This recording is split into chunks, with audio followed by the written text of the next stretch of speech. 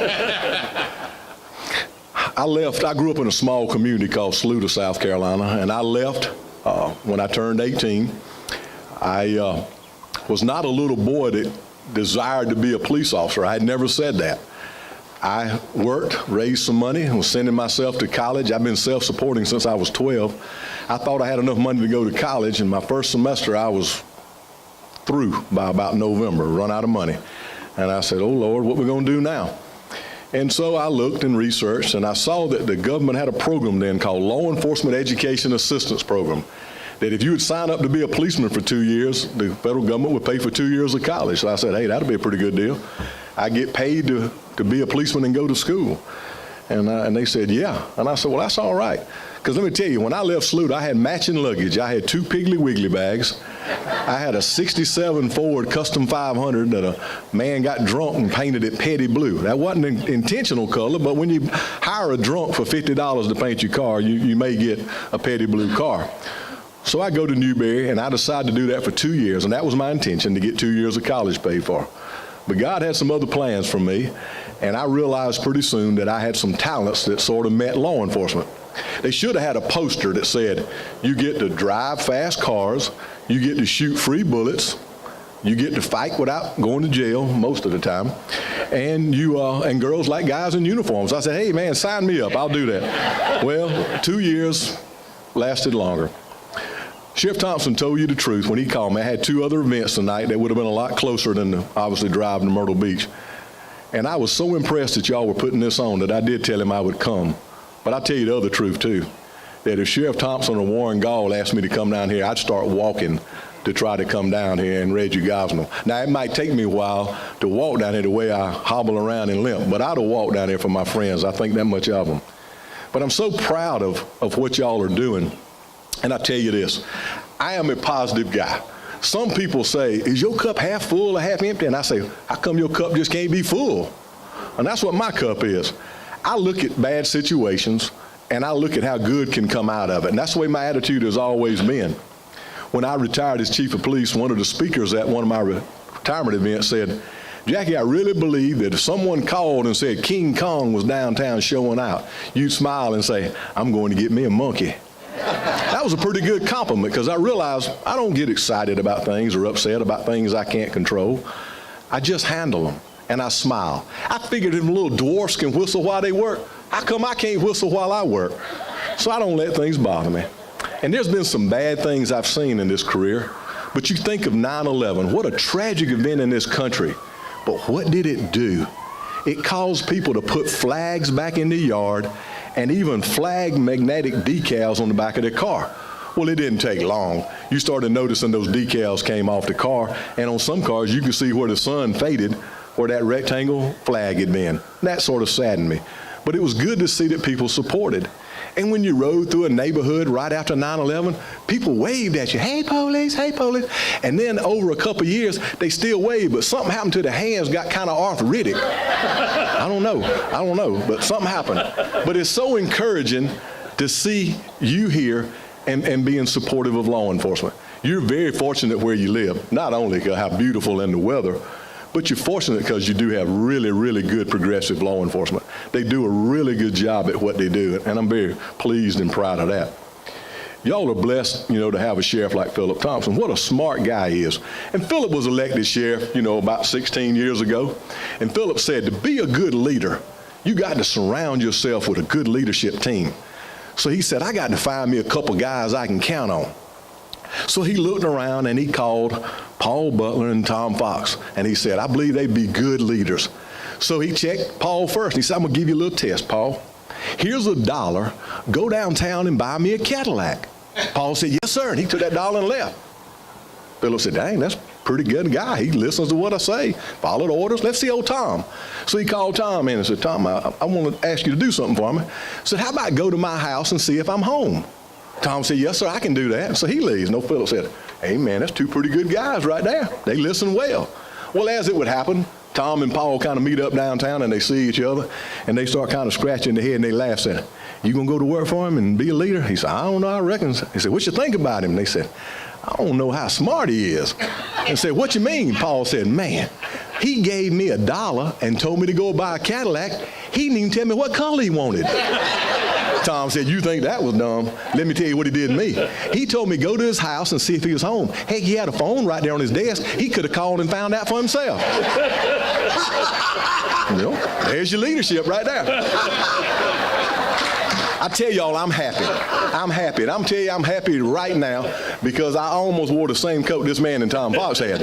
Now, you don't tell me that wouldn't look funky with the three of us. Somebody be expecting that little girl to sing and us three to be like the Pips or something back here. So I'm glad I didn't wear that coat. Obviously, if I am sane, it is because I have a sense of humor. This is a great job, especially if you're someone who has a sense of humor. Because I'm going to tell you, if you don't have a sense of humor, you're going to walk around like you sucking on a lemon all the time, and people are going to be looking at you. And so you might as well go on and laugh, because if you don't think you're funny, you go home and look in the mirror and see what everybody else is looking at. Somebody already laughing at you. You might as well laugh with them. Well, I have a sense of humor, and I love people. I love talking to people. Philip said, why'd Ryan ride with you? Ryan got to get you home. I know how to drive down here. I wanted Ryan to ride, so I had somebody to talk to. Dadgum, I don't want to talk on the phone and ride. So I enjoyed my friend riding. But I have a sense of humor, and I love people. And I loved people coming in my office.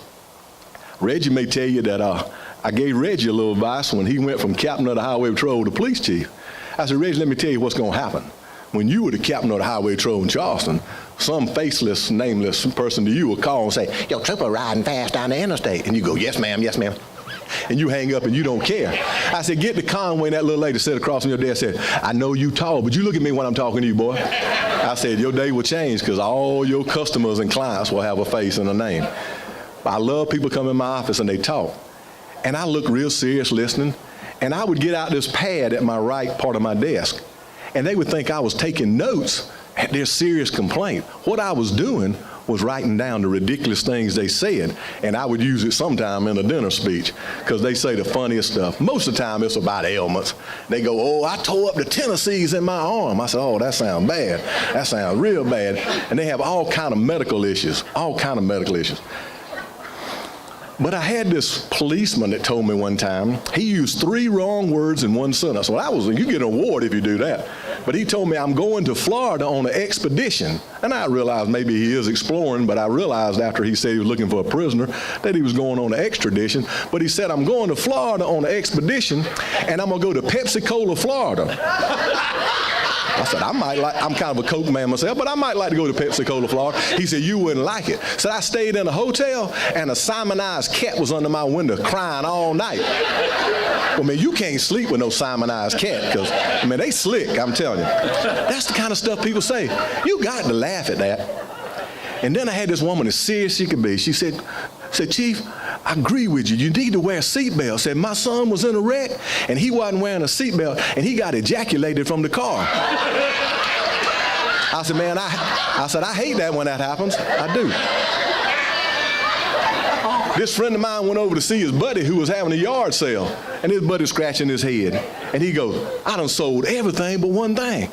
I got this good fan, and that's a great fan.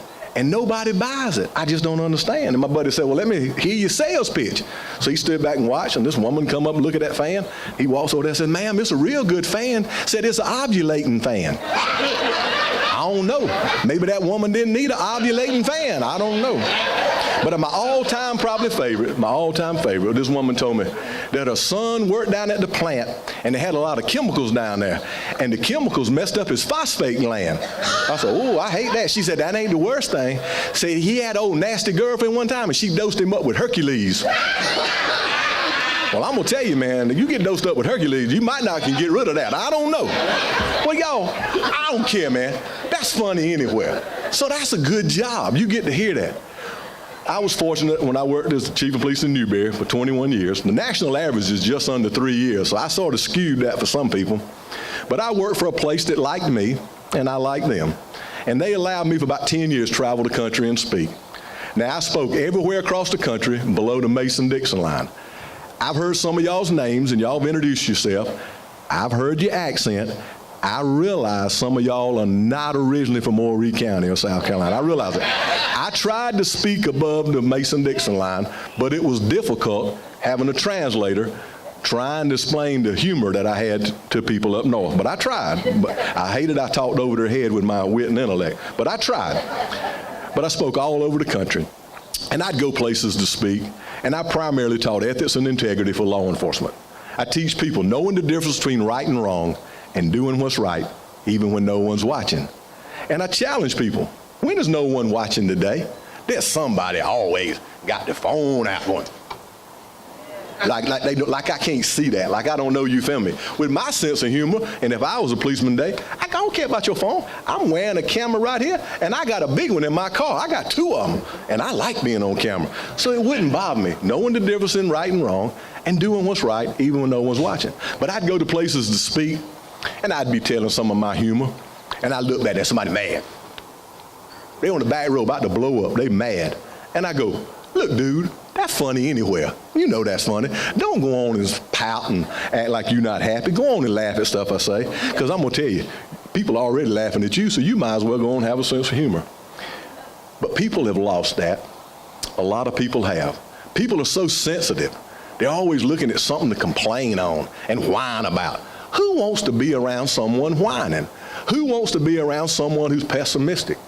Reminds me of this quick story.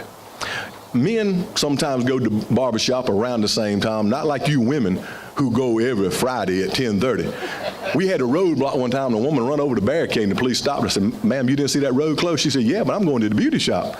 He said, ma'am, the road's closed. She said, it's Friday, I'm going to the beauty shop. Well, men aren't quite that bad, but the men go in there at the same time, and this man walks in and says, I need a haircut. I'm going to Rome, and I'm going to see the Pope. Well, they had a little pessimistic barber in there. He goes, they'll probably lose your luggage. He goes, well, maybe they won't. You probably get there and the crowd have like 100,000 people. He said, I'm okay with that. He'll probably speak some language you don't understand. Well, good gosh. Okay. Well, something happened, plane crash. Okay, I'm going to Rome, cut my hair. So a couple of weeks later, he goes back in the barbershop, and the same buddies are sitting around, and he walks in. Well, pessimistic people don't want to be wrong. But he goes in anyway, and he goes, obviously the plane didn't crash. No barber goes, He says, I'm going to go ahead and tell you, they didn't lose my luggage. He said, but you were right about something. Well, pessimistic people like to be right. So he puffed up and he said, you said there'd be 100,000 people in that audience. It was 180,000 people. Oh, man, he liked that. And he said, big crowd. And the Pope came out on the balcony, and he was speaking in something, sounded Latin to me, but he was speaking, and said, he's speaking to this crowd, and all of a sudden he goes, you my son, come here. I looked around and said, you talking to me? The Pope said, come here. So I walk up there, and I go to the papal elevators. It's gold and ornate. I walk in the elevator and go up top, open up, cardinals in all their robes. And people in the barbershop going, what the heck? And he said, I go in there, it's amazing. And he walks me over to the balcony, and the guy in the white robe turns around, it's the Pope. And he says, my son, I have looked out at this vast crowd, and without a doubt, you have the ugliest haircut I've ever seen.